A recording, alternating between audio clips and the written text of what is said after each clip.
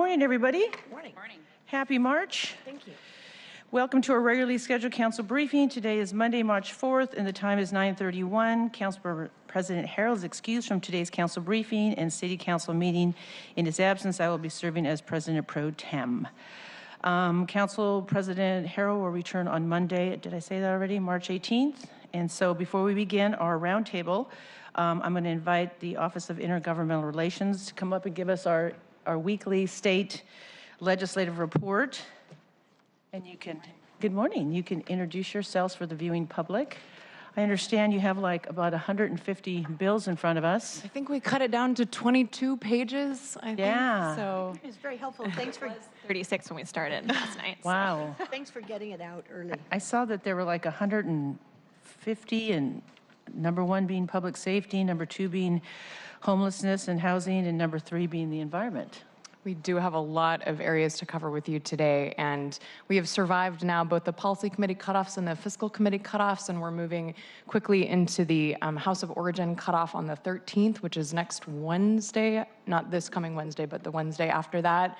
So things are moving very fast, and we appreciate many of you being willing to engage in Olympia. Given the timing, we wanted to be judicious about the dates that we requested your help in Olympia. So given all the floor activity, we're still looking at dates in March around for the council lobby day. And I'm going to turn it over to Karen, who's going to go over some of those logistics before our portfolios. Let's do introductions real quick. I'm sorry, I kind of teed you up for that. Lily Wilson-Kodega, Office of Intergovernmental Relations. Cheryl Schwab, OIR. Karen Cargill, State Director. Christina Postlethwaite, State Lobbyist. So I'll just jump in. Lily gave a nice introduction as to where we're at. So this is day 50 of the 105-day session. We are still... Count down the days, day 50. Almost halfway, almost there. Still looking at the 19th and the 21st, or the 21st for the council to come visit us in Olympia to lobby. We're currently tied for the date, so Hannah in our office is going to be doing some outreach to the council members we haven't heard back from, and hopefully we can solidify a date. Do we need to all go at once? I mean, can't we do half and half? We can talk about that. I know that we've typically tried to do like a big push to really show the presence of the council as, you know, a unified body, but I'm happy to chat if there's an interest with that. I'd rather have everybody show up in the same week as contrasted to half of us not being able to go.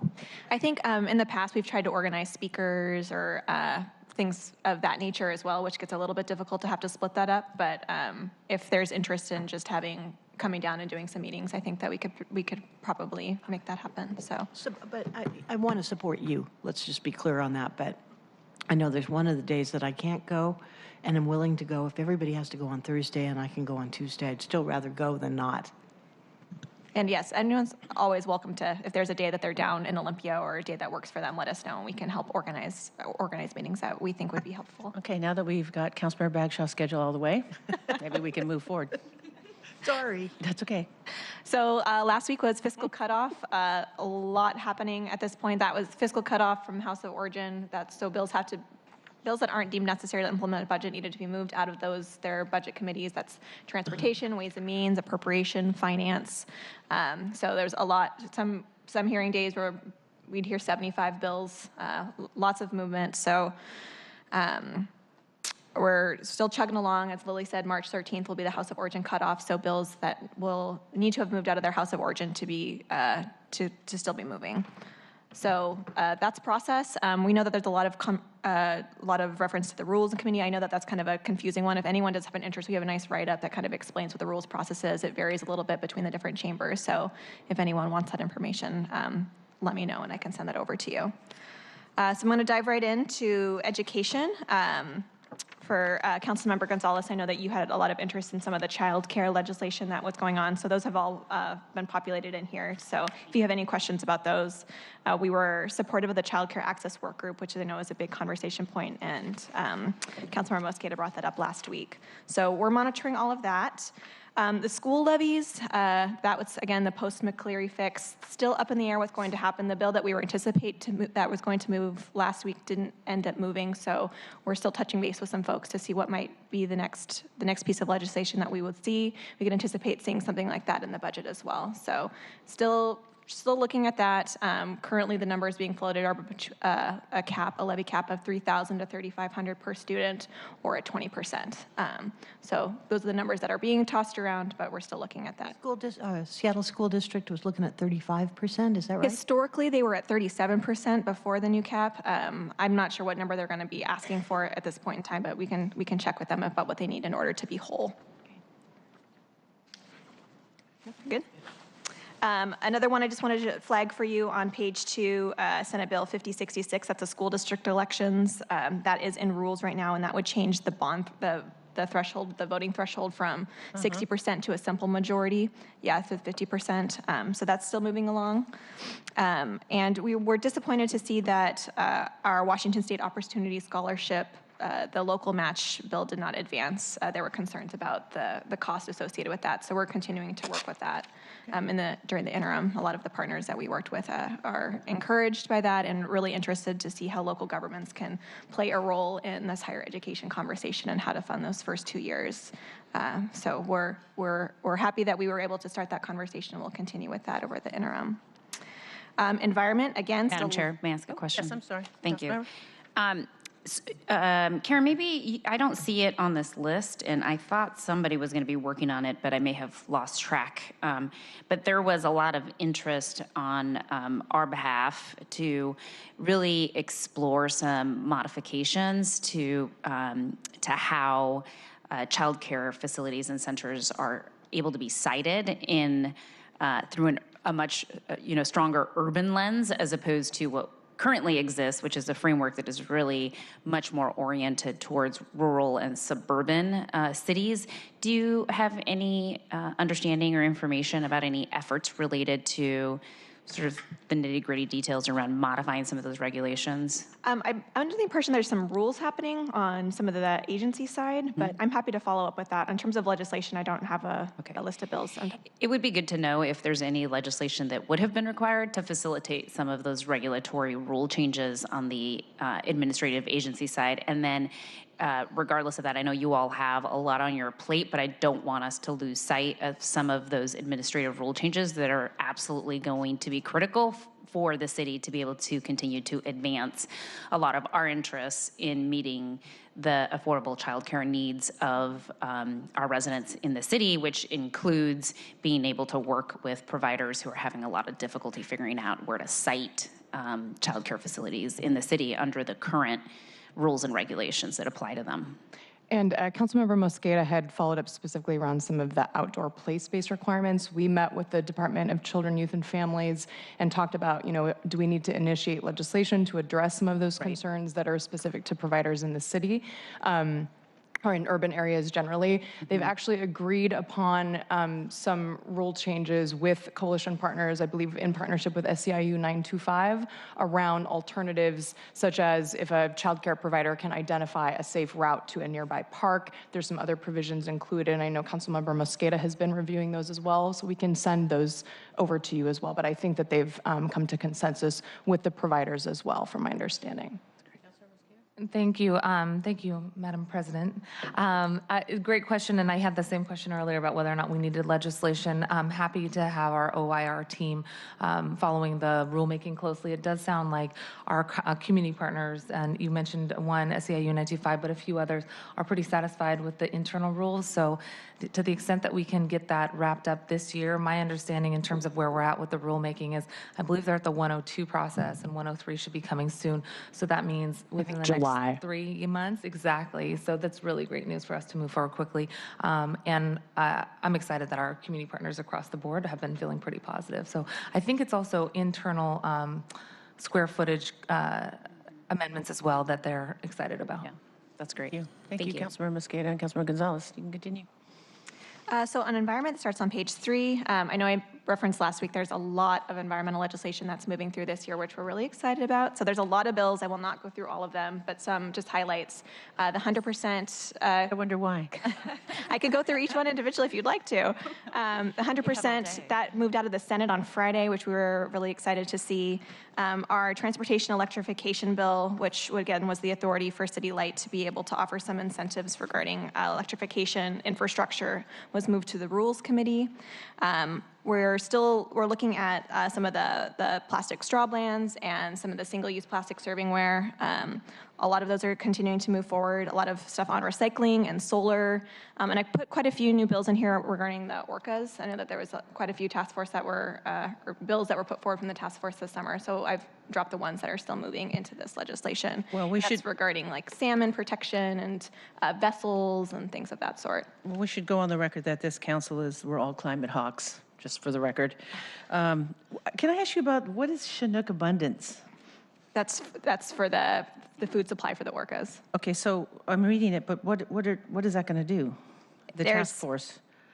I can give you the specifics. I can send those to you via email. Okay. But it's in order to protect the supply of the Chinook salmon. Yeah, I Is got the that. goal. I just didn't know what a task force is going to do about that, but okay. Thank you, Councilmember Herbold. They've made some recommendations. I just saw don't some. think that the recommendations aren't Okay. listed because they're plentiful. We'll send you those. A full list of stuff that's being recommended. General government, there's one in particular I wanted to highlight for you on page 6. That's the municipal B&O tax apportionment formula, substitute House Bill 1403. FAS worked quite a bit over the last year, 2 years, with Department of Revenue, Association of Washington Cities, and Association of Washington Businesses in order to put forward recommendations to simplify the apportionment formula. They all came to agreement this past October. There was a lot of effort in order to preserve the revenue that we have coming in from the B&O. So everyone seems, I think for the first year in a long time, that we had something just kind of sailing through on B&O. But that was a really big deal, and FAS did a lot of very good work on that. So I just wanted to flag that and thank them for all of the strong work that they were doing. Councilmember Bagshaw wanted to highlight the PACER bill that for the URMs, the resiliency loans, 1796 on page 7 is still moving. That was referred to the rules last week. And we're seeing a lot with the ballots. That's still moving along to have all the ballots paid, the postage paid for the ballots. On page 7, 5063. And the Washington Privacy Act, this is a big bill from Senator Carlisle. He's doing a lot on this, and that's about what user data and how that's being distributed and the choices that consumers can have with their data. So we're tracking that. There's some components about facial recognition that we're looking at right now. But yeah, lots of bills still going through. And if there's any of them in particular that you'd want more information on, please let me know.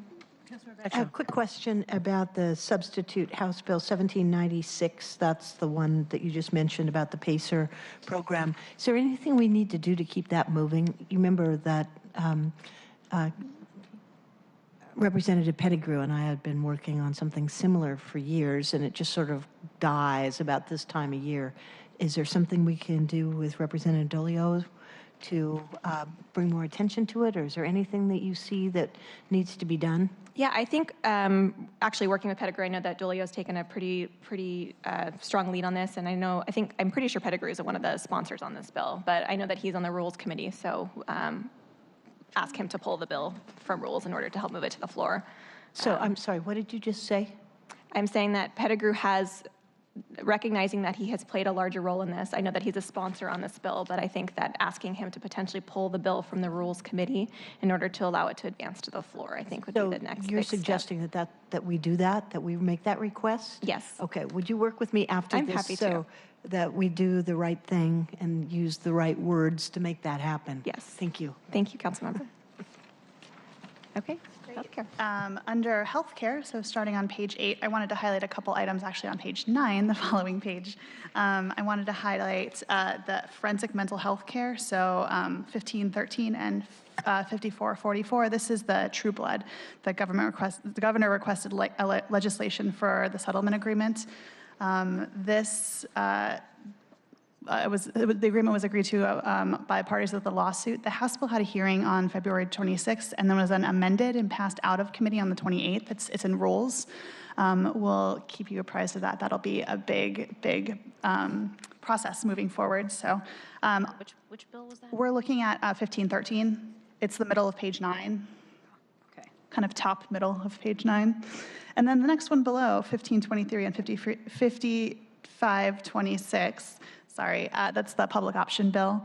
It's another governor requested bill, which includes establishing a public option. They call it Cascade Care, and standard plan design. I apologize, I haven't had coffee yet.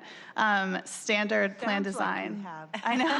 I think I had too much earlier, and then it just kind of wafted away. Designed for health insurance plans sold on the exchange. So the House version had a hearing on House appropriations last week and was passed out of committee on the 28th. It's in House rules right now for further consideration. And the Senate version had a hearing in Senate Ways and Means Committee on the 27th and was passed on the 28th. So, quick question on your substitute House Bill 1513. Is there money for us in the city of Seattle to be providing more beds and more mental health services coming out of this? I can get you an updated version of that too. I would love to check in with Aaron Jajic, our state, or one of our state contract lobbyists, and get a more in-depth. I think if you can just send the signals, whether it's to Jenkins or whoever, this is something that we all know within the city of Seattle that we need is more beds. We've got a few now that are opening up on Beacon Hill, but beds that are dedicated to people with mental health issues, behavioral health issues. So if there's money coming out of this particular bill for that work, it would be terrific. And it also ties in really nicely with the low acuity project that we're working on with our first responders. What we hear from everybody is they need places to take these individuals other than Harborview Hospital or our jails. Clearly, we need to get them services that they need. So this is great. We've got some state legislation. We just need some resources and some help. Great. Thank you so much. Any other questions on healthcare? I have a quick one. Yeah. On House Bill 1638, the vaccine preventable disease, the repealing the personal belief exemption for measles and mumps. So that's on the House side. When would that expected to, what would be the trajectory on this one? They're all in rules, I believe. So That one's on second reading. A second reading, yeah. So I know the big push on the House this week is going to be, especially the next couple of days, is going to be housing-related bills. So I'm not entirely sure when we'll hear this. It'll be heard on the House floor, but we can keep you updated when that happens. You generally don't get a lot of heads up before it does, but we can make sure to provide that once we have it. But second reading it has moved out of the Rules Committee, so Yeah. it's eligible now to go to the floor at any Okay. point. Thank you. Okay, so under housing and homelessness.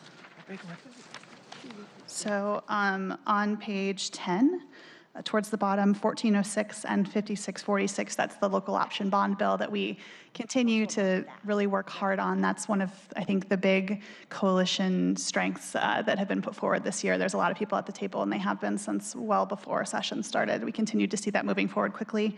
And then, Councilmember Herbold, I wanted to touch on the tenant protection. This is 1656, which is at the bottom of page 10. So I wanted to, just for background for everyone, this is put forward by Representative Macri, and it would end no-cause evictions. Landlords would be required to provide legitimate business reasons for ending tenancies, extend the 3-day pay or vacate notice. This is really important to keep people in their homes. I want to let you know that we heard from her this weekend, and the language that you worked on with her will be included in the striker. So thank you so much for your leadership on that. And then I also wanted to let you know that the SEPA bill, which is 5946 on page 13. It is on, let's see. Is it page 46? Oh, page 13, yeah. That's the bill that we were working with Senator Wynn on that would allow cities to put in sanctioned encampments and shelters with bypassing the SEPA process. Still, within reason, still bypassing the SEPA process. It's going really well. We're really hopefully not putting too much stake in this. It just got some great news coverage in the Tacoma News Tribune talking about Camp Second Chance, which I know some of you have visited too. The residents came down and testified about how their camp functions and how it really helps getting people back on their feet. And this bill would allow us to have a lot more spaces for people to go in between, being on the street and into permanent supportive housing or wherever they need to go. Which one are you talking about? You went really fast. Sorry, it's 5946. It's the top of page 13. It's the last bill. Got it. Yeah. SEPA, okay. I'll monitor my caffeine intake next time better. And I'm going to go ahead and start. Oh, please go ahead. Yes, Thank Councilmember. you yes, so much. Herbold, sorry.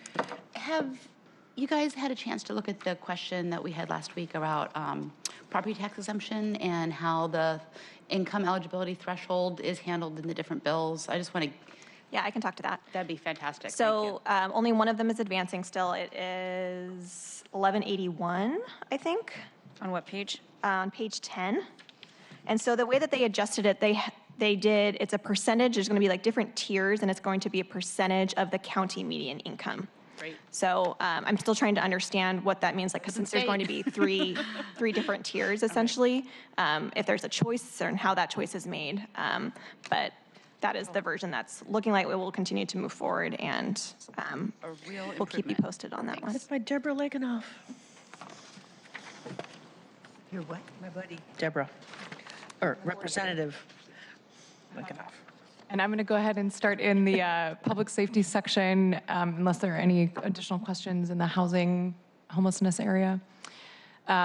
We have a substantial package of firearm bills that are still moving through the process, and I know many of you have been watching those closely, including Senate House Bill, and this is, excuse me, on the top of page 13, substitute House Bill 1010, Representative Sen's proposal that would provide WSP more flexibility to destroy legal firearms. That passed out of House Civil Rights and Judiciary on the 18th and is currently on the second reading calendar. A ban on high-capacity magazines, which I know is a high priority for the council. On the bottom of page 13, sponsored by Representative Valdez, substitute House Bill 1068, also made both cutoff deadlines and is also in rules. And then moving over to page 14, Representative Jenkins' bill that would require law enforcement officers secure firearms when responding to domestic violence calls passed out of committee on February 1st and is on the second reading calendar, along with substitute House Bill 1739 at the bottom of page 13, which is a ban or a proposal to ban undetectable 3D or ghost guns, also sponsored by our own Representative Valdez. And then finally, in the gun responsibility section, I'll just highlight Senator Palumbo's proposal, substitute Senate Bill 5174 on the bottom of page 16, that would put training requirements in place for a concealed pistol license, which also survived policy and fiscal committee cutoffs and is currently in rules. And then in the, oh, did you have a question? Maybe we're off. On And which one, I'm sorry, is Senator Palumbo's? substitute Senate Bill 5174. And I just want to thank you for your hard work. We've been doing this. The city of Seattle had passed a proclamation or resolution, and then we were back in Washington, D.C., meeting with Senator Murray and Senator Cantwell. But I'm really proud of the, you have the substitute House Bill 1713 for Native American women, missing Yes. or Indigenous women. Thank you very much for working on that. I really appreciate the work you guys have put in on that. Absolutely. That is something that we've been working really close with the Seattle Indian Health Board and call our Abigail Elkahawk and the other domestic violence folks. So thank you very much. I appreciate Absolutely. that. I'll actually switch sections and move a little bit ahead, since this is one that we have under our civil rights and safety net portfolio.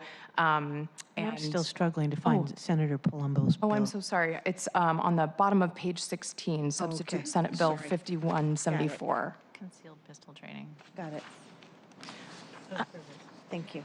And then in the area of protections for victims of sexual assault, in the middle, and sorry, jumping back, I'm doing kind of sections here, but I will always list the page numbers so that you guys can look at the specific bill.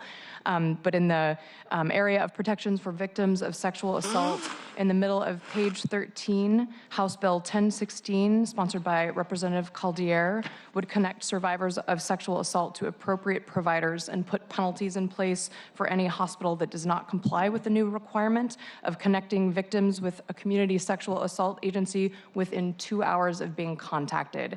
This bill had an amazing vote in the House. It was passed unanimously and has since been referred to Senate Health and Long-Term Care. And then on the bottom of page 13, Representative Entenmann, a proposal that she put forward would authorize a warrantless arrest when someone violates a no-contact order issued in a prostitution or trafficking case. House Bill 1055 also passed the House unanimously and was heard in Senate Law and Justice on February 25th. The second to the last bill you said was on page 13? I'm missing that. Yes, sorry, on page 13, House. No contact orders, is that? Yeah, the warrantless arrest yes, bill. where's that at? That is, I believe, on 13. I'm looking. 13, the third one down. Under public safety. Oh, Intimate, got it, no contact orders arrest. Okay, 1055, thank you. Sorry to jump around a little bit. Back to the top of page 14, a bill that many of you have asked us to watch closely and advocate for that would address the state's backlog of untested sexual assault kits. Substitute House Bill 1166, sponsored by Representative Orwell, passed House appropriations on February 28th and was referred to rules. And then down to the middle of page 14, Representative Griffey, notably a Republican, has a bipartisan bill that would extend the statute of limitations for rape in the first, second, or third degree, and also eliminate the statute of limitations for rape or child molestation. That bill is also on the second reading calendar. And lastly, I know Councilmember Herbold had asked us to watch this closely. There are two Representative Pelliciotti proposals on the bottom of page 14. House Bill 1382 that would grant immunity from prostitution charges to those seeking emergency medical assistance, and would also change the second conviction of patronizing a prostitute from a misdemeanor to a gross misdemeanor, and both of those bills have been referred to rules. Finally, and I'll go through this very quickly, I know we're almost out of time. Under civil rights and safety net, I wanted to highlight substitute House Bill 1713 on the bottom of page 15. This would require the Washington State Patrol to develop best practices for law enforcement response to missing and murdered Indigenous women. This is the bill I know Councilmember Juarez has worked very hard on. And it would also establish liaison positions within the agency to build stronger relationships between government and Native communities. That bill is also in the Rules Committee. Senator Saldana's proposal on the bottom of page 16, substitute Senate Bill 5164, would make victims of human trafficking eligible for medical care, food care, and cash state assistance programs if they do not qualify for federal benefits. And legislation that would eliminate the death penalty, that continues to move right along. It passed the Senate 28-19 on Councilmember Bagshaw's birthday and has been referred to House Public Safety. So I think that was a present from Thank Senator you very Carlisle much. to you. I think so too. Finally, the Keep Washington Working Act on the bottom of page 18. I know Councilmember Gonzalez has recently sent a letter to the committee about the importance of this to the council. That would prohibit state agencies from using resources to assist federal immigration enforcement in data sharing, surveillance programs, or any other laws, rules, or policies targeting Washington residents based on the basis of race, religion, immigration, or citizenship status. That is also, that is currently in rules as well. Which one is that again? That is the Keep Washington Working Act on the bottom of page 18. Got it. Okay. And lastly, legislation that I know is also important to Councilmember Juarez that would establish the Washington State LGBT, and the rest of the council as well, Yes. the Washington State LGBT Commission substitute Senate Bill 5356 is in the middle of page 19 and passed out of Ways and Means on March 1st, currently in Senate rules. And with that, I will turn it over to Cheryl Swab, who's going to touch on some of our transportation priorities. Actually, before you do Councilmember that, Gonzalez? I have a question. I didn't notice this listed on the, anywhere in here, but there is this statewide initiative around secure scheduling legislation that is statewide. Can you tell me a little bit more about where we're at with that? I have some concerns. I don't believe, I know it was amended significantly in committee to exempt many rural counties. I know there were some concerns from the advocates around that. I don't believe it made the fiscal committee cutoff. So although a bill is never completely dead, I don't sense that is moving forward any longer this session. That's too bad. Yeah, I'm with you on that. Okay, I'll do transportation real quickly. In that same vein, the sound transit bills that we talked about last week, Councilmember Johnson brought up, at the moment they have not passed out of committee. Doesn't mean that they won't be back, but at the moment they are. As I understand it, Ms. Schwab, in particular, one of those bills, House Bill 2123, which would reclassify the schedule for motor vehicle excise taxes and would result in a $640 million hit to the Sound Transit 3 budget, has been listed as necessary to implement the budget, aka NTIB, which is an indication that though it is not moving out of committee, it is still on the radar of House leadership, which is, of course, disconcerting to yours truly. Definitely. We will continue to monitor that. Motorized foot scooters, a popular subject. Hear from Councilmember Mosqueda on the scooters. Well, it has Our moved scooters out of are. committees, moved out of both committees. It was a strong stakeholder group effort and with cities and as well as the industry, but a really good cooperation with the cities. There are a few amendments being offered, but at the moment it is very much what we were hoping it would be. So feeling good about that. I just want to say thank you, Madam President. Thank you so much for your work on this, and I did have a chance to connect with folks in the executive's office as well. Appreciate their interest in making sure that we had a path forward on the scooter bill.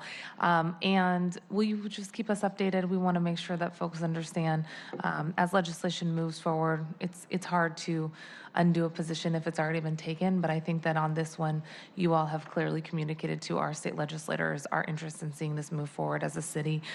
So if we need to do any clarification or touch base with any specific legislators, let us know. Okay. But I think that this will be a good way for us to ensure that people have alternative modes of transit and that they're going to be safe while doing it. So thank you for your work on that. Thank you.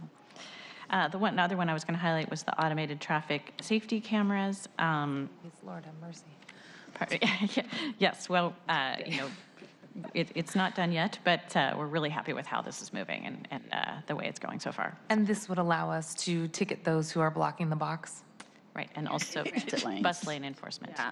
And to be And just in transit lane. no, also. Well, Oh, both. great. It would be both. Okay.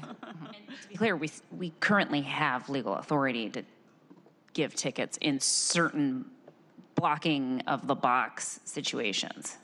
No, But not with a camera. not with the camera. That's not what I asked. Oh, you mean the police? The police can give a ticket. Law Yes, enforcement yes, very much. does currently have legal authority to issue tickets. However, they have to actually see it, Right.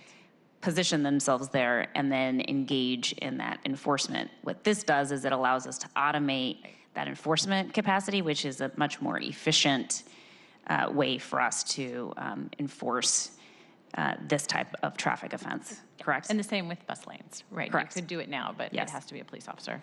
What do they do with buses that are blocking the box? But what was the question? I didn't hear it. They do with buses that are blocking the I box. suspect that will have Should to be get a worked ticket as out. well. That would be city policy on what a regulation is. We would have authority to use camera enforcement to We do could that, but decide, we could yeah. decide. What happened to you this morning on your commute in? On my bike? No, all was well. Assuming you All was well. saw a bus that was blocking your intersection. No, it's when they block the bike lanes that makes it so exciting. Can I ask for one other question I didn't see? Senator Carlisle and I have been talking about legislation that he had proposed early in the session around the retirement system, authorizing the city's retirement system to join with the state. There were a lot of discussions. I think it was Tacoma, Spokane, and Seattle that would be given the authority. I haven't heard a thing about it for the last few weeks.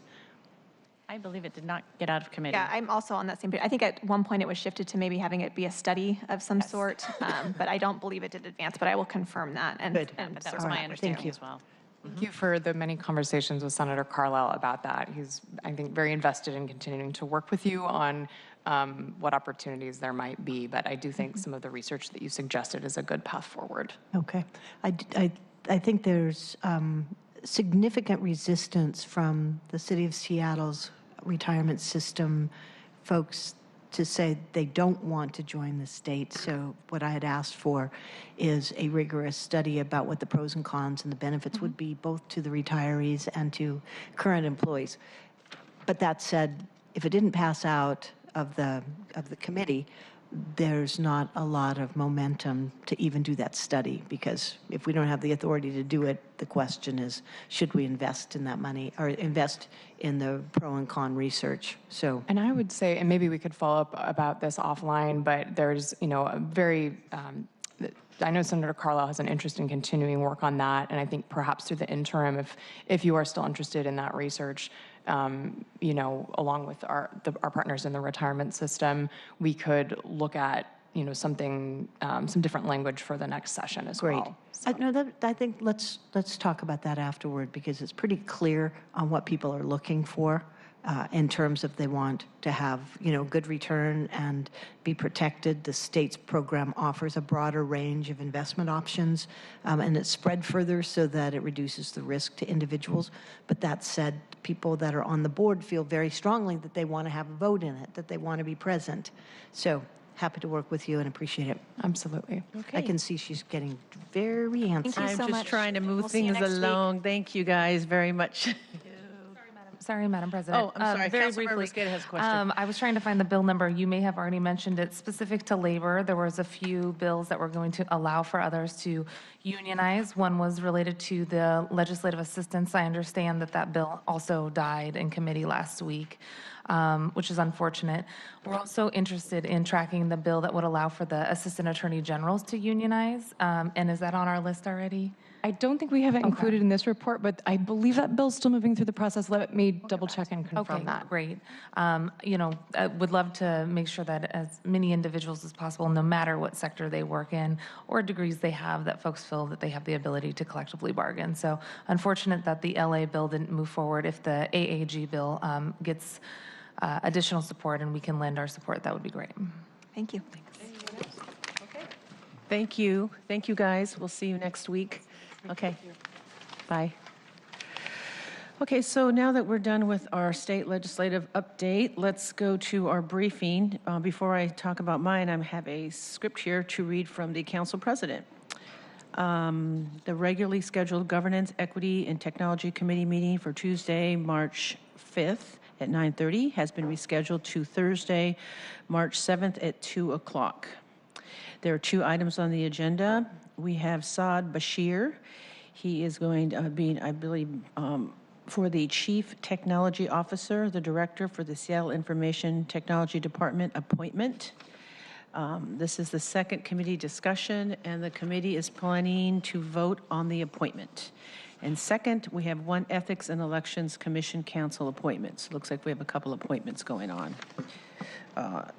Information Technology and the Ethics Commission.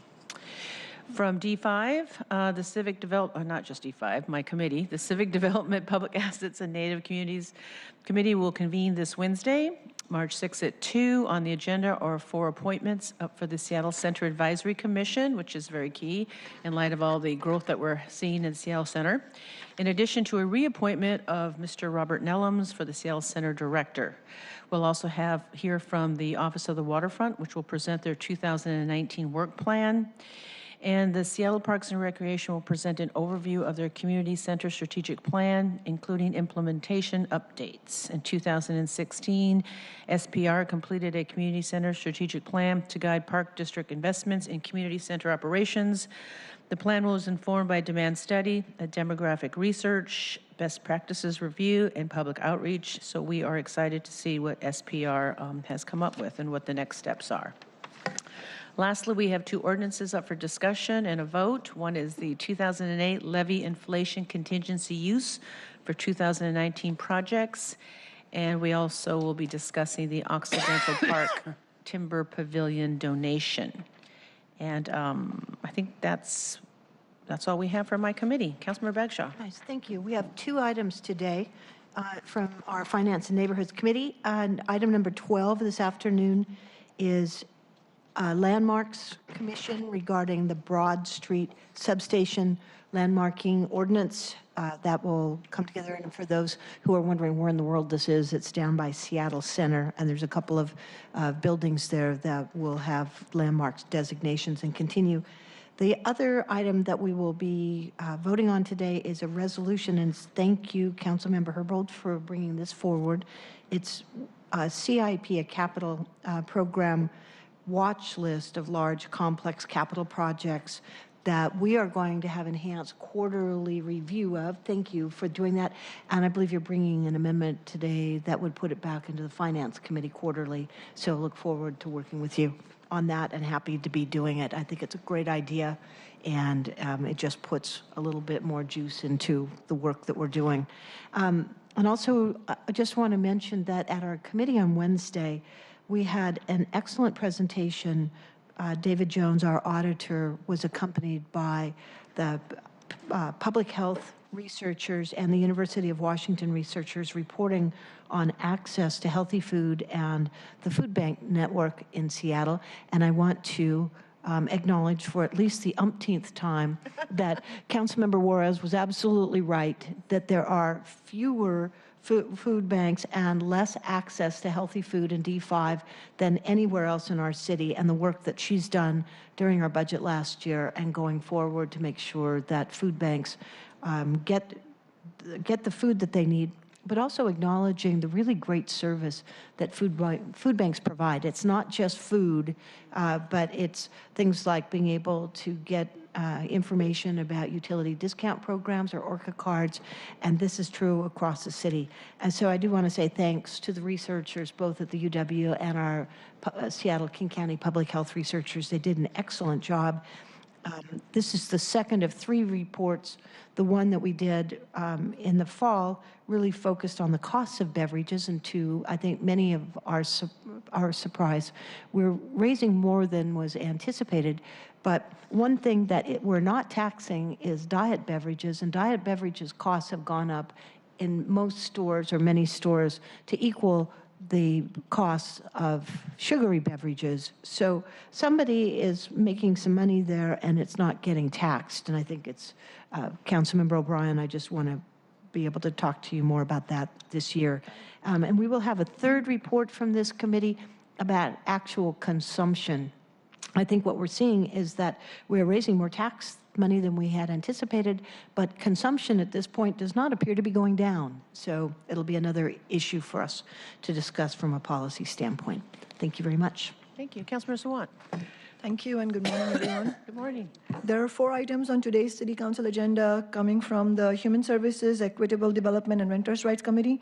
There are 3 appointments, Calvin Jones, Gina Owens, Michael Ocampo to the City of Seattle Renters Commission, and there's a resolution that urges that the mayor conduct an inclusive, transparent candidate search before going ahead with the nomination for the Human Services Director. And I'm passing around copies of a memo that were all emailed to you last Friday, listing key actions, communications, and community input into the director nomination so far. The next meeting of the Human Services, Equitable Development, and Renters' Rights Committee is scheduled for a special time on Saturday, March 16th at 1 p.m. at the New Hope Missionary Baptist Church, which is on 124 21st Avenue in the Central District. At this meeting, we will discuss equitable development in a Central District apartment building called the Chateau Apartments. This building has 21 units, including 14 that are contracted with the U.S. Department of Housing and Urban Development, or HUD, to be Section 8 affordable units. The name of this program, the HUD program, is Project-Based Section 8 Housing Assistance Payments Contract. This is a little different than the Section 8 Housing Choice Vouchers, which we are often talking about, where renters are assigned a voucher, but then they need to find a landlord who will accept it, which we know is notorious for taking months or even years to find. In this program, the Section 8 subsidies attached to the building. At the end of 2017, a real estate company named Cadence purchased the building to demolish and redevelop it into what it calls efficiency dwelling units, which are one-room or studio apartments. Last December, Cadence announced that they would cancel their contract with HUD for these 14 Section 8 units at the end of this year.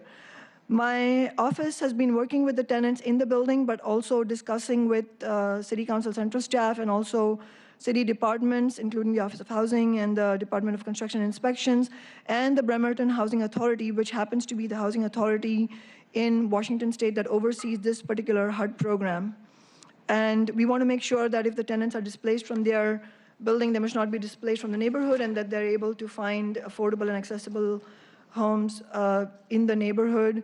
And many of them are people in their 80s and 90s. They live near their caregivers, medical support structure, and other support structure.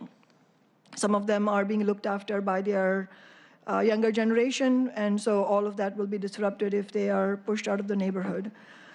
And if council members are interested, I'm happy to share also the specific documentation from HUD, which describes what the process can be that the city can follow in order to make sure that these project-based vouchers are transferred to another building or other housing units, home apartments. And is it possible at this point? Yeah. Sorry, when is it possible? Is it possible to transfer to another building? Do you have? Well, there is, yeah, I mean, there's a process that we can use, and so that's what we want to discuss. at the Great, committee, I'd love among to other see things. that. So I held a press conference last week with many of the tenants who spoke eloquently about the issues they have faced. I mean, there is one family, for example, with 2 children, and another one was on the way, and I think that must have happened already. And this is a family who has experienced a devastating bout of homelessness. They were in their car for 3 years. They've just moved into this unit, and now they're devastated to hear that they're about to lose it. So I think a lot is at stake. At the committee meeting on the 16th, we will hear from those tenants and discuss how they can make sure that they don't lose access to the housing that they need. Lastly, sorry, yes. Okay. I just want to highlight a point that was made in a Seattle Times article last week about this story. This is a proposed proposal that would build an additional or build new units, 73 units in total, but it would remove 21 units. These 21 units are currently affordable. Of the 73 units that would be built under MHA, the Mandatory Housing Affordability Program, only 5 would have to be affordable if replaced on site. The Seattle Times article makes the point that my proposed housing displacement mitigation ordinance would not cover this particular area. And I just want to highlight the fact that as proposed, the housing mitigation displacement ordinance focuses on areas that are within high displacement, low access to opportunity areas. I think it's very worthy of a discussion of whether or not we should expand that to include high displacement, high opportunity areas, which this is one of those areas. So that would help address the significant loss of affordable housing units with this development. Thank you, Talking about I appreciate that. the OPCD heat map. Yes, High correct, displacement, the heat okay. map. You got it. Councilmember Sawant, you want to finish up? Yes. The last point I have is that the next meeting of the Select Committee on Homelessness is scheduled for Tuesday, March 12th at 2 p.m. That is the time that is usually reserved for the Human Services, Equitable Development and Renters Rights Committee, but since we're moving that committee meeting to Saturday the 16th, as I mentioned, that time slot has now become available for the Select Committee. At that meeting, we will discuss the sudden decision by Mayor Durkin to threaten the closure of the share wheel shelters after June, and then we will also discuss the impacts of rents and evictions on homelessness, and my staff will be sharing a more detailed agenda in a day or two. Councilmember Sawant, I have a quick question. You talked about your meeting on the 16th on a Saturday. What time was that? I didn't get the time. It's 1 p.m. Okay, thank you. Councilmember Herbold. And I do want to, for the record, I heard you reference a proposed closing of share shelters in June. I think we all received information from our central staff as well as directly from the executive, and I've also had the opportunity to have a conversation with folks from HSD. There is no planned closure of share shelters in June. It is true that they've been given only a half-year contract, and they've identified specific areas of desired improvement, and that is increasing the numbers of people. Share wheel participation in HMIS, they have a large number of people that exercise their legal rights to opt out, and HSD wants to continue to work with them on that, and that is what I believe has been a sincere statement on the behalf of HSD. Is not that they are intending to end provision of this service in June, but rather that they are trying to work more closely, and I'm going to be doing some of that work also, trying to facilitate conversations between ShareWheel and HSD about how to improve the numbers of people who are participating in the HMIS system. Great. So just to make clear then, the share shelters are not closing in June?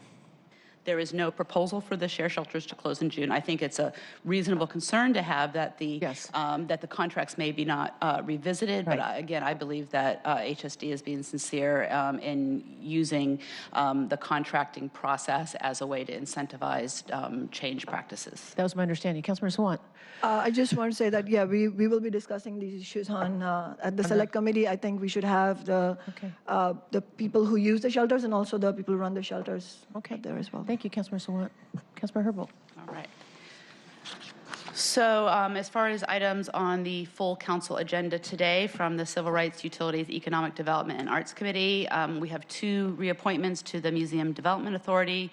One is a reappointment coming from the MDA Governing Council, and the other is a reappointment coming from the Seattle Art Museum. We also have 2 bills from Seattle Public Utilities that we will be voting on today in full council. One is something referred to as the Seattle Datum Point, and a datum point is a reference point used in surveying and construction to provide a known location for measuring the position or height of an object in relation to the datum point. The datum points were last updated back in 2013, and the legislation would eliminate the need for future code updates each time the National Geodetic Survey adjusts its datum. So basically, we used to do it locally, now it's being done nationally, and we will no longer need to continuously update the datum point because it will automatically update in the future. The second piece of legislation is a contract with Waste Management for construction waste collection services. Waste Management is the current provider, was selected after an RFP, and the new contract is for 6 to 10 years and will begin in April 2019, if approved.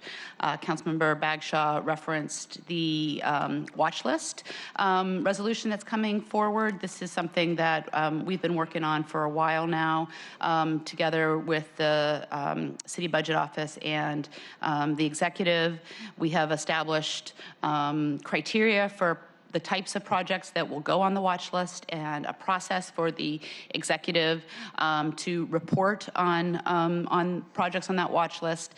And this resolution itself contains the 20 or so projects that are on the watch list. They are mostly projects from our large capital departments, Parks Department, Seattle City Light, SDOT, and SPU. Feel free to take a look at the list. It is included in the resolution itself. And we had a great discussion in committee about how the council will, in the future, receive the quarterly reports. And Councilmember Bagshaw graciously agreed to hear that in her committee moving forward. I think it's important to memorialize the council's intent for hearing these so that this doesn't just become another report on a shelf. And I think Councilmember Bagshaw's plan is that when we have these quarterly meetings, that we would also invite, if in those cases that they are not already members of your committee, might invite the chairs of the committees that have watch list projects to participate as well. I think you brought that up, and I thought it was excellent that if it's a transportation, I mean, just under the current configuration, if it's transportation, we'll reach out to Councilmember O'Brien. And if it's something specific dealing with land use, we'll at least give early enough notice so individuals can attend if they're interested in doing so. And just for the public record, the way we've put together the watch list, although we earlier had created some criteria, using those criteria, the executive made some recommendations for watch list projects, and then central staff worked with all of you to identify additional projects that you wanted on the list. So this is again a collaborative effort with the executive, in particular the budget office, whom I thank for their work on this. There's no Civil Rights, Utilities, Economic Development, and Arts Committee meeting this week. As far as regional committees that are coming up, we have Regional Water Quality this week, as well as, I believe, Labor Management Leadership Committee this week. Not sure. And then I want to thank everybody for, in with very short notice, signing on to the Seattle Symphony's Octave 9 proclamation. It was a really fantastic open house this weekend. Octave 9 is the new space where Soundstage used to be. It's multi-sensory, interactive, and I frankly I don't have the words to describe it. It's really fantastic, and there will be another open house in April, specifically family-oriented. I think it's April 12th, and it'd be great for folks to check it out. It's a really neat new space. And then lastly, Thursday last week, there was a meeting about the Lowman Beach community project. There's a seawall removal project there that the Parks Department, Seattle Public Utilities has been engaging with neighbors about, and it's a really high priority project for the county, and specifically focused on salmon restoration. We've talked about this a little bit prior when the council received some grant funding from the flood control district. I just want to give voice to the fact that there are concerns that the residents who live abutting the seawall have about the removal and the need for mitigation. I'm really appreciative of the Parks Department in continuing to meet with those residents and working through those issues. Thank you. Councilmember O'Brien. Thank you. The Sustainability and Transportation Committee doesn't have anything on this afternoon's agenda. We do have a committee meeting tomorrow afternoon. 4 items I want to highlight on that. We're going to get an update from the Pike Pine Protected Bike Lane Design Workshop Group. That update will be given by Joel Sisolak from Capitol Hill Housing, who's been part of that process. We're also going to get an update from the Seattle Department of Transportation on the Vision Zero Progress Report. That's our commitment to eliminate all fatal and serious injury incidents in the transportation sector across all transportation modes in the city by the year 2035. Then we're going to have 2 ordinances. The first is going to be, we'll consider to grant University of Washington permission to maintain and operate a pedestrian tunnel under and across Northeast Pacific Street near the hospital. And then we're going to consider an ordinance relating to the Del Ridge relating to lifting the proviso on the Del Ridge Multimodal Corridor Project. Councilmember O'Brien, can I ask you a quick question about the pedestrian tunnel where you just said it was? I'm not really good with visualizing exactly where that's at. I believe it's, From the hospital. so you know where the triangle is between, at UW there? I believe it's between the triangle and the hospital across Pacific Avenue. So it's west of Montlake Avenue. Connecting what I believe is a parking garage in there. But I don't have all the details. We'll get those in committee. Okay. And I'm happy to get you the materials if you have some. No, don't want them. Just want to know. Don't want them. Don't bother me with I'm good. details. Okay. The other thing I'll just mention, yesterday there was the second community meeting in Crown Hill for a community planning process they're going through. Really great turnout. I'll tell you that some of the themes that continue to come up is a desire for that community to have what they describe as kind of a main street. Right now, 15th Avenue is a major freight and vehicle corridor, and reconciling that with the type of pedestrian environment that a lot of folks want is a challenge. Obviously, it's a challenge we happen in a lot of our communities around the city. One of the concepts that they're exploring is creating a main street just off the arterial, similar to what folks are trying and up on Aurora, on Linden, just up there, that'd be just west of Aurora. And so they're working on that. They're really interested in a lot of redevelopment coming to their neighborhood because they're excited about seeing that neighborhood transform. But they're concerned about what that transformation looks like and really want to make sure it feels safe and it is a pedestrian-friendly environment, that there's easy access to the transit and making transfers. A lot of the same concerns that I think we hear in all of our communities around there. And so, great meeting, really great turnout. The process will continue on for probably about another year, but they're working on a set of recommendations. And along those lines, I want to just say thank you to Councilmember Johnson for, in my absence last week, helping with some of the amendments around the Crown Hill and the MHA. And of course, congratulations on a big step. Obviously, there's a full council vote coming up in a few weeks, so we'll talk more about that. Thank you, Councilmember O'Brien. Councilmember Basher has a question. Thank you. Councilmember O'Brien, when you're talking tomorrow in your committee about the Pike Pine corridor and the bike lanes, would it be possible for you to bring up the 4th, 5th, and 6th connections now as well, 4th, 5th, and 6th Avenue? Because I noticed in some information that came from SDOT that 5th Avenue and 6th Avenue are going to be turned into these bus corridors. We've known about that. But what are we still doing? We've been asking about having the network completed for safety reasons for people who ride bicycles and motor scooters down there. So we'd just like to know, are there plans? What are they doing with that? Because Sure. And just so I'm clear, are you looking for information on protected bike facilities along either 4th, 5th, and 6th? Either protected bike lanes or just some designated areas that are better than Sharrow's. Sure. What I saw was that the bikes were going to be in the bus lanes, and especially when there's more buses, that might get a little bit dicey. Yeah. I share your desire for better, what I would say, kind of north-south through the city access. I believe tomorrow we're just going to be hearing from the individuals who participated in the work group on the Pike Pine corridor. And so other than how Pike Pine interacts with some of the north-south access, I don't know that those individuals will have some expertise. But what I can do, if there's folks from SDOT at the table, I can certainly flag that as something that we have ongoing concerns about, and can plan to have someone at the table in the future meeting. We're going to want to talk about all the protected bike network, the downtown protected bike network that we passed a resolution on last summer, and that work is slated to be largely complete by the end of this year, and get an update on that.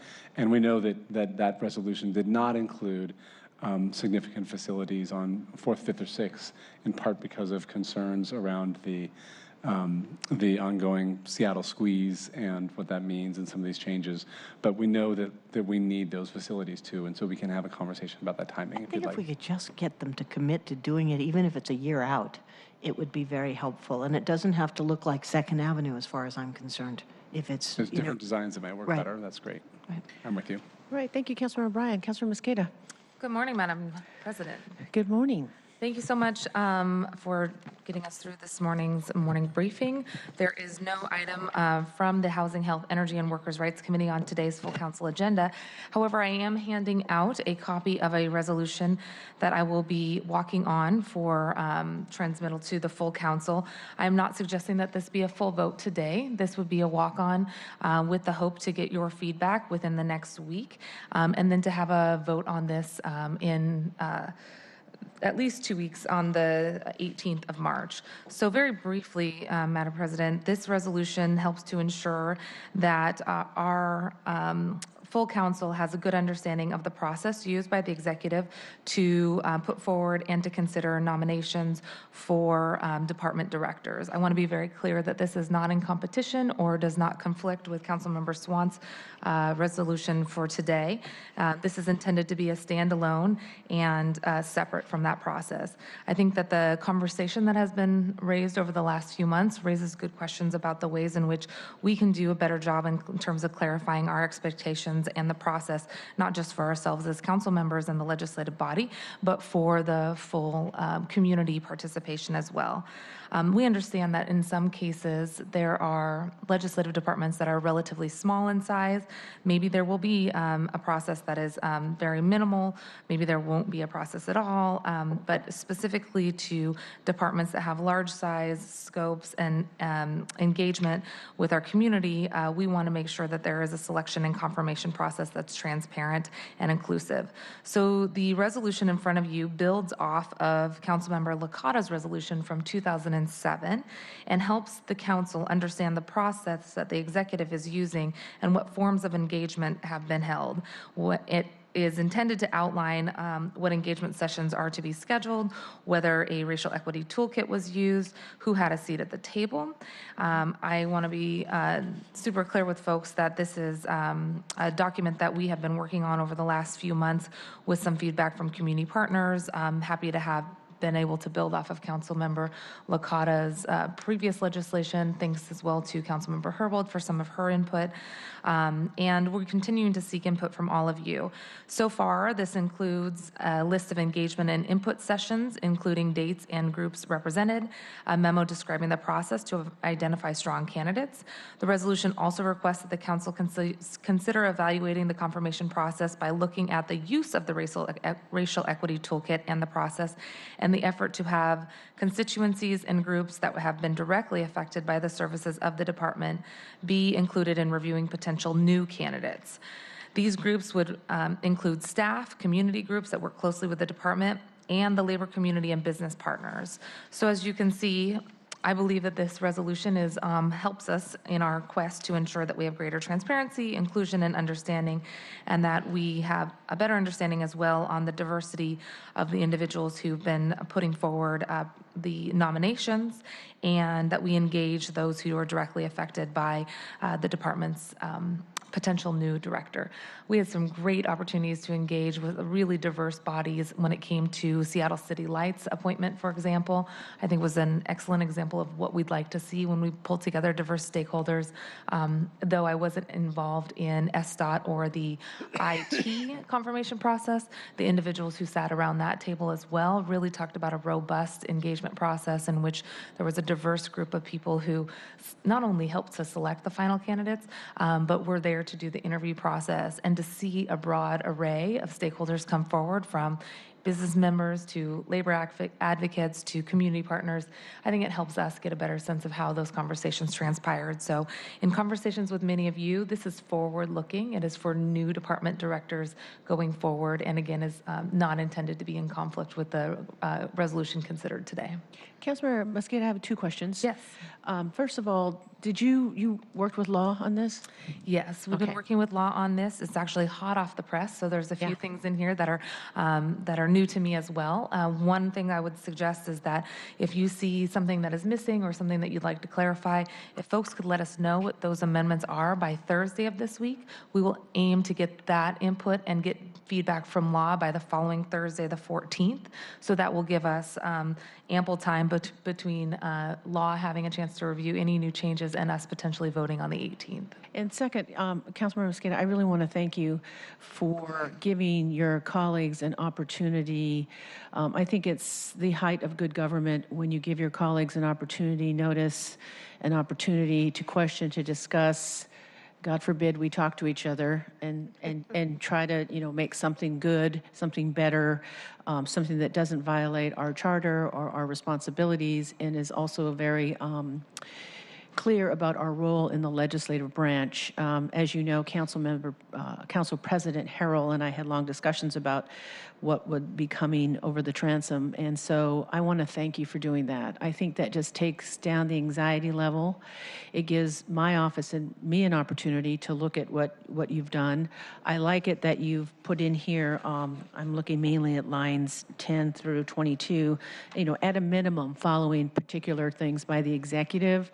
And some of the stuff they do anyway, and we do anyway. That's correct. And so to codify that, give us an opportunity, talk to legal, look at our charter, know what our responsibilities are, have a collaborative process. I really appreciate that. So I want to thank you for that. Absolutely. Well, thank you, Madam President. And today, I think, is a great opportunity for us to initiate the discussion moving forward. Again, reiterate for folks, if you do see amendment ideas or you have a question, let us know by Thursday, the 7th of this week, and that way we can make sure to get it to law and get you back a final by Thursday, the 14th, so that we have it in ample time. Councilmember Gonzalez. Thank you. I have a couple questions as well. I understand that you're going to walk this on today for purposes of amending the introduction referral calendar.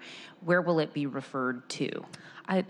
Thank you for your question, and I defer to you all in terms of process. My understanding from talking to central staff was that I could introduce it today, not have us vote on it, hold it and have it referred to full council still, but not have it voted on until the 18th is my desire. Okay, so this will be a resolution that will be taken back up in a couple of weeks. That's correct. At the full council, as opposed to being referred to a committee for additional committee work. That's correct, with the grace of the council. Great. That's my hope. So the second question I have is that I notice on this draft of the resolution that it does not have the concurrence of the mayor yet. Have you had an opportunity to have conversations with the executive about a resolution of which contents would,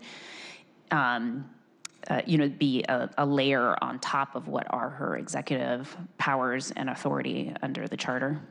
Yes, thank you for that. We've been engaged in conversations with the executive for the last week and a half, and at this point, we're still in those conversations, so that's part of our desire to continue to get feedback and amendments.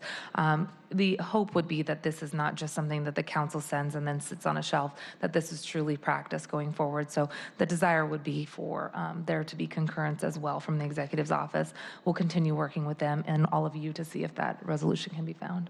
I appreciate that, and I think I just wanted to signal that much of what is included in this resolution, for those of us who have run or been part of confirmation processes or nomination or search processes for some of these major departments, the contents of what this resolution lays out is not new. It is what those of us who have engaged in the work in those spaces have ordinarily requested very early on for the executive to provide to us as part of the mayor's search and nomination and ultimately confirmation process. So many of these things are things that I think are pretty run-of-the-mill, ordinary pieces of information that are traditionally transmitted from the mayor to whoever the committee chair responsible for the confirmation process is. So I don't think that there's anything earth-shattering in this resolution. So I hope that we are able to obtain the concurrence of the mayor, given the fact that I think that there's not a lot of new requirements here. I think the only difference here for perhaps some of the other departments is the utilization of the racial equity toolkit. I will, however, say that in the chief of police search, which I know is not going to be subject to this resolution because that's has charter implications related to it, but even in that context, we did utilize a racial equity toolkit, and we also required all of the search committee members to undergo racial equity training in advance of even beginning to consider what some of the factors and criteria were, as it would relate to our own obligations of looking at applications and making sure that we understand how bias can come into those subjective processes, evaluating the application processes. But again, I think that this is pretty standard in my experience on being on the city council for the last 3 years in terms of these processes. The only other thing that I would say, the last thing that I would say is that I'd like to take a closer look at this as it relates to the OPA director and the inspector general for public safety. Those are two positions that are, in the IG's case, appointed. The search process is run by the city council. City council has the authority to appoint that position, and we also do the confirmation process because that's an independent office. There's a lot of requirements in our police accountability ordinance that lay over that particular appointment process in terms of who is part of the search and nomination process, and I want to make sure that this doesn't trip into that arena.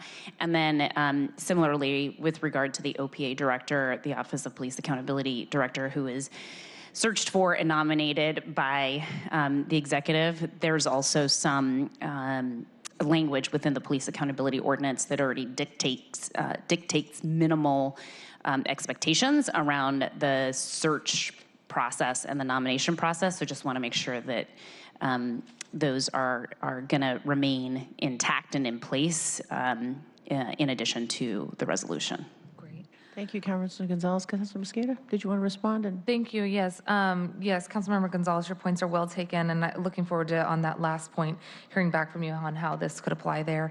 Also, wanted to reiterate, we all have been through various confirmation processes, and many pieces of this resolution outline our expectations that have already been fulfilled in many cases. I think when those expectations aren't met, there are glaring omissions in who's at the table, or we hear concerns from certain constituencies. This will be a nice document to be able to have to fall back on. As with every piece of legislation that we consider, while we may have expectations for best practices, it is always nice to codify it in statute or in our resolution and make sure that this is a process in which we all have a solid understanding. I'm especially cognizant of the fact that it's not just for this council, it's for future councils. And again, we're building off of the 2007 resolution, which was passed before. So I think it's a good idea to continue to enhance and improve that. So your points are very well taken. Thank you. Councilmember Herbold. Oh, I'm sorry. I forgot I had more. Go ahead. On this topic? Thank you so much. I really want to say that I've appreciated the opportunity to work with you, Councilmember Mosqueda, on this. I think a lot has changed since 2007 as it relates specifically to council members' expectations for these processes, and to the extent that there are uniform expectations, having a document that identifies them is really important. I also appreciate that you've drafted this in such a way that there isn't a need for the council and or the executive to have to refer to two different resolutions, Sure. the old ones and the new ones, so combining all of those expectations in one is great. And then finally, I want to thank you for including the language that I recommended in section 1A. I think this is related specifically to the council's expectation that the mayor should tell us what their intended process is on the front end, so that again, it gives us the opportunity, if we have something different in mind from what is being proposed, gives us the opportunity to highlight those things, work with our colleagues to encourage the executive to address those process issues on the front end. So thank you so much for including that language. I think that's a big part of why we're having this discussion, is because there were expectations for what the process should look like for HSD. I think this provides a lot of needed clarity moving forward. And if I just say, I think for a lot of us, that is already happening. The problem is we don't necessarily make it public. And then when there appears to be a difference of opinion in terms of what that initial process might be, that's, I think, where we create, unfortunately, a lack of trust and transparency, even though it may have been inadvertently caused. All right, Councilor Mosqueda, you want to wrap up?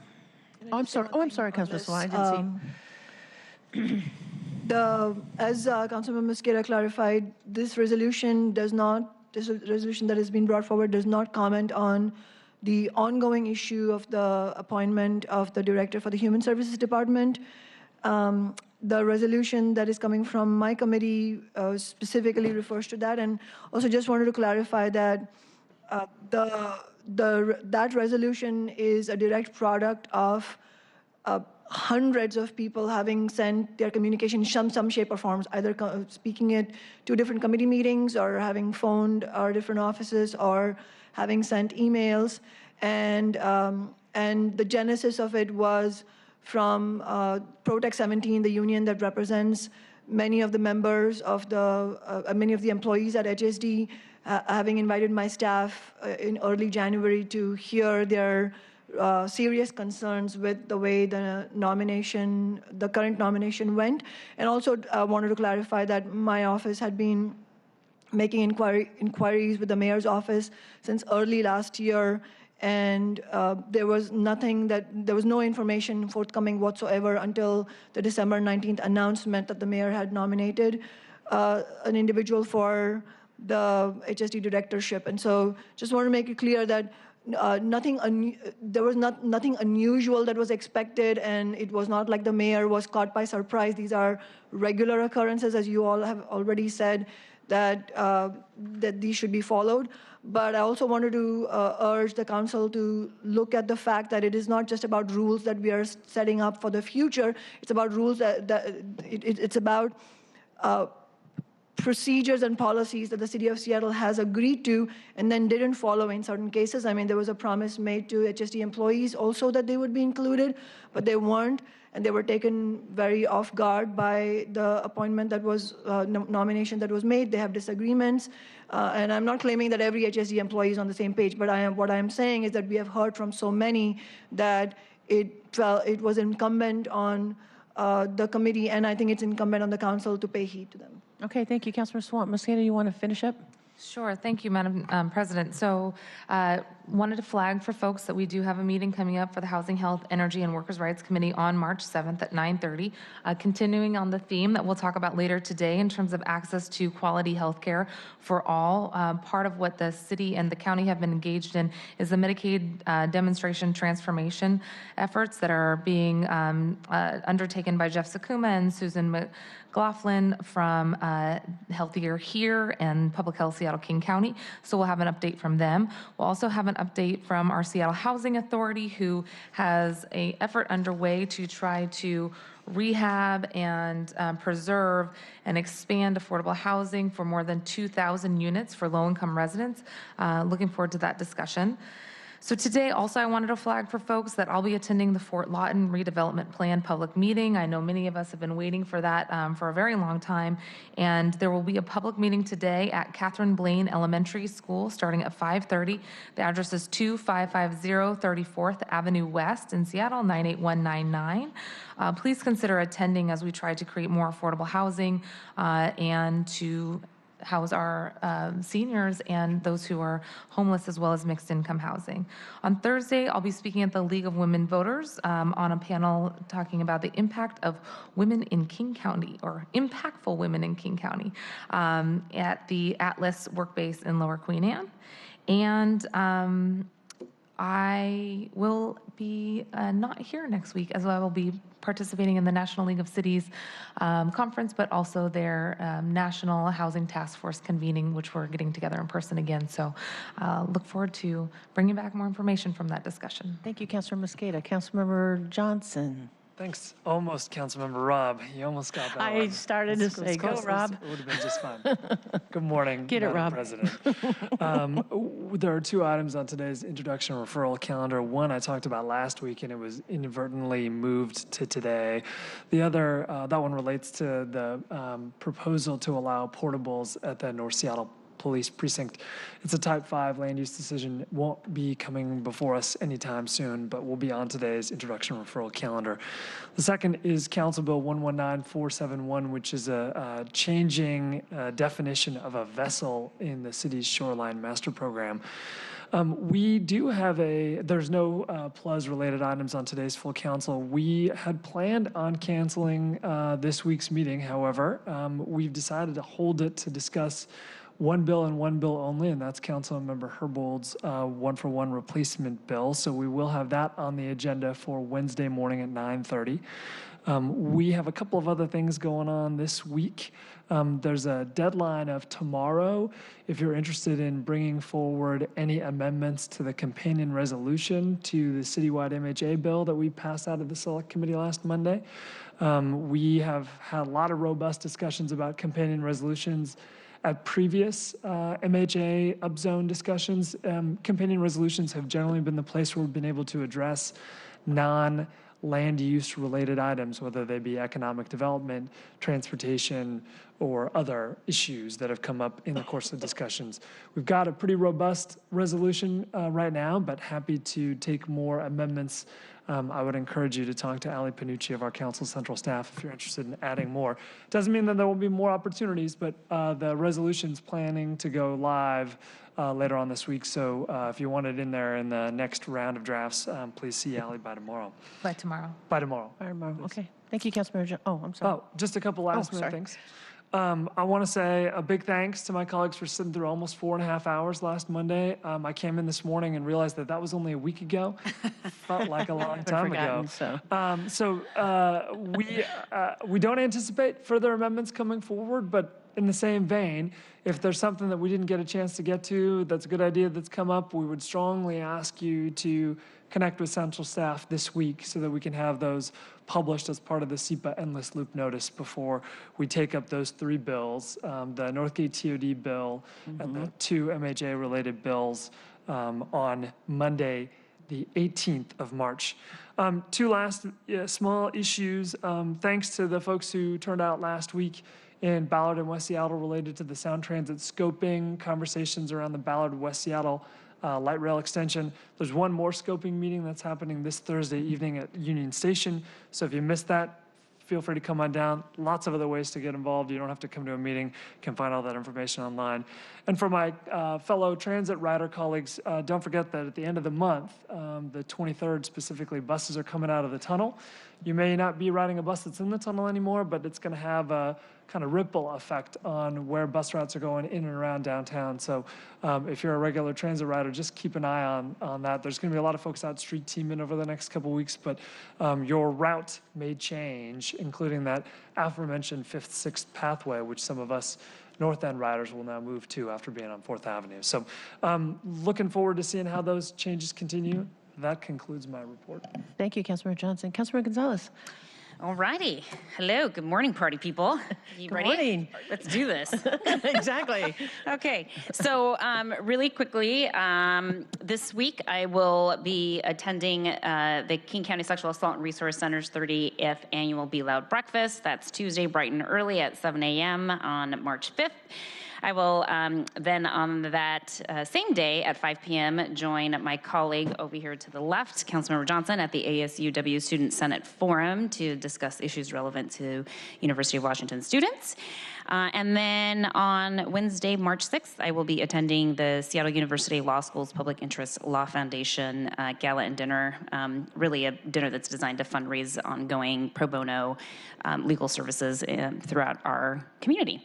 On full council this afternoon, I have two items on the agenda. The first is Resolution 31867, which is a resolution that would have the City of Seattle express its support of the Medicare for All Act of 2019. Again, this resolution appears on the introduction and referral calendar and on today's agenda for consideration by this full City Council this afternoon.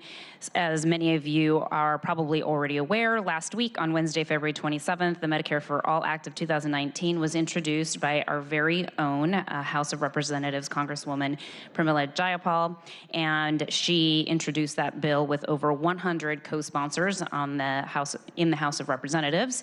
So really excited to share the news with all of you that Congresswoman Jayapal has made time on her busy schedule to call into this afternoon's full council meeting at 2 o'clock.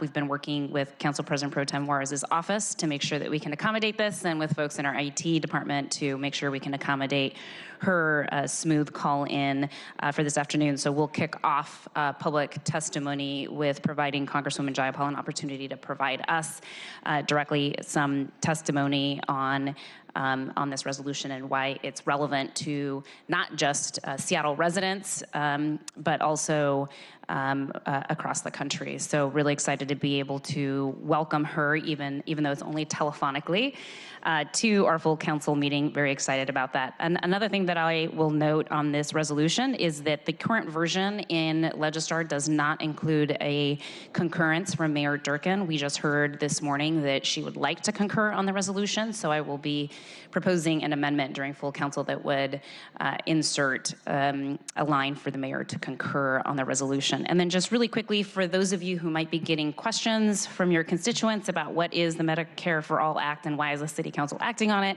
wanted to share some information with you all about not just the nitty-gritty policy pieces of the Medicare for All Act. So I'm going to hand out, but I also wanted to give you all a recently released report by King County that is a King County Community Health Needs Assessment that looks at 2018 and 2019. So the first handout that I'm giving you all is a National Nurses United fact sheet that breaks down Representative Jayapal's bill. On the front side, it really talks about how our current healthcare system is ineffective and efficient and incredibly expensive for all Americans, including those who live in the city of Seattle. And on the backside, there's data about the nitty-gritty components of what her bill would do and how this is different from the Medicare for All effort in 2008, I believe. So wanted to make sure that you all had that information available for you. It comes full with 13 footnotes with lots of different citations to literature. So I invite you to read that if you have additional interest. The next thing that I'm going to pass out is, again, this King County Health Assessment report. I just took out an excerpt that really talks about a couple of issues. One, it focuses in on King County, including the city of Seattle, and really lays out with data what some of the access to healthcare issues are in our county and in our city. It focuses particularly on uninsured adults. Who are these uninsured adults? So, for example, in King County from 2008 to 2016, there's a graph on the second page of this handout that I passed out that talks about how adults aged between 18 to 67. It lays out how many of those folks between ages 18 and 67 have no health insurance. And while we know that after the passage of the Affordable Care Act, we saw a huge adoption of people signing up for health care, we still have a disparate number of, particularly those members of our communities of color who have not been able to access affordable health care insurance. And again, Medicare for All will provide an opportunity for those communities and insurance and health needs to be met. The King County Community Health Needs Assessment report that I just passed out on page 67 also talks about what the unmet medical needs are within our community as well. And again, providing you all this information to allow you an opportunity to share this data with any constituents who might be calling your office or emailing your office asking for additional questions about this. But I'm really excited about working with Congresswoman Jayapal on advancing this resolution. The city of Seattle, upon passage of this resolution, will be the first city to pass a resolution in support. And I think that is only fitting given that the sponsor of the bill is Congresswoman Jayapal, who represents this district that we sit in, and really excited about being able to lend our collective support, hopefully, to her effort to continue to build the case and the momentum nationally for serious consideration of this legislation in the House of Representatives. Many more Thank you, cities to Councilmember follow. Gonzalez. What's that? Many more cities to follow. Yes. And so I should just add that, Councilman Jayapal is actually my congresswoman, but we are going to hear from her to accommodate her schedule at 2 before public comment. Oh, great. Thank you so much. I appreciate that clarification. Okay. And I'm happy to answer any other questions about the resolution. Otherwise, I'm going to move on to the second item. All right. So I also have Council Bill 119468 on this afternoon's agenda. This is a bill that would create an incentive program for the hiring of new police officers at the Seattle Police Department. My committee has had 2 hearings on this particular bill. My committee and this council as a whole has been closely watching the hiring and separations data coming out of the Seattle Police Department since the middle of 2018, when it became apparent to us that the department was lagging far behind their hiring forecasts. The department has continued to confront hiring struggles in recent months, a reflection of a very challenging landscape nationally, where police departments across the country are struggling to recruit officers. So this legislation, as proposed by the mayor, would have provided lateral hires from other departments a signing bonus of $15,000. I have proposed several amendments. I proposed several amendments to this bill that were voted unanimously out of committee last week that would expand the hiring bonus to not just lateral hires, but also to new hires at 50% of the rate. So it's about $7,500. For new hires, and it also includes additional aspects around accountability so that we are able to continue to get data related to how this hiring incentive bonus is working and whether it's working, to allow us to course correct if needed much sooner.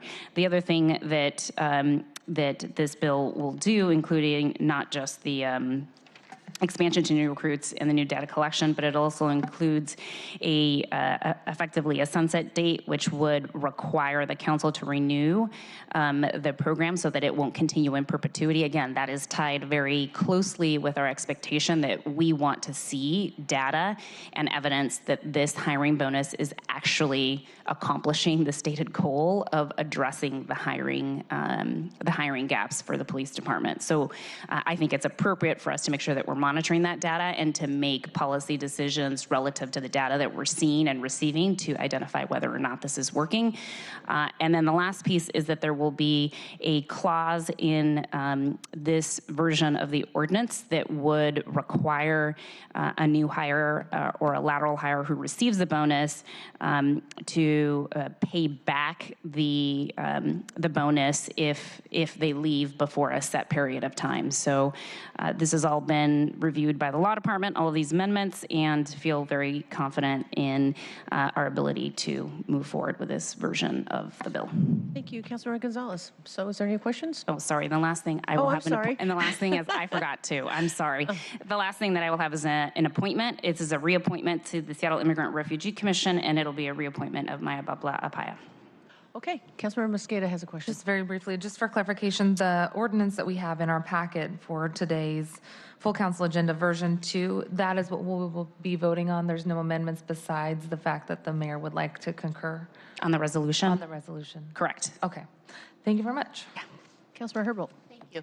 In the ordinance or the council bill related to SPD hires, you'd mentioned that there will now be an obligation to pay it back if they don't stay for a set period of time. What is that set period of time? Is it different for a new recruit versus a lateral hire, or is it the same? I think it is the same provisions apply to both. Okay. And I don't have the actual bill language in front of me because I didn't bring my iPad, but I'm happy to follow up with you on the, there's both a staggering requirement of you get paid 50% of the bonus upon hire, the remainder of the bonus at the end of your probation period, and then I believe it's within 3 years. If you separate from the department, you have to pay 100% of the bonus back. Okay. So it would apply equally to both the lateral hires and the new hires. There's no distinction in the policy based on whether you're a new or a lateral. Though the investment that the city is making in lateral hires is significantly more than new hires. Is that right? Not necessarily, because new hires require a whole host of investments by the police department in terms of getting them to be admitted into the training academy.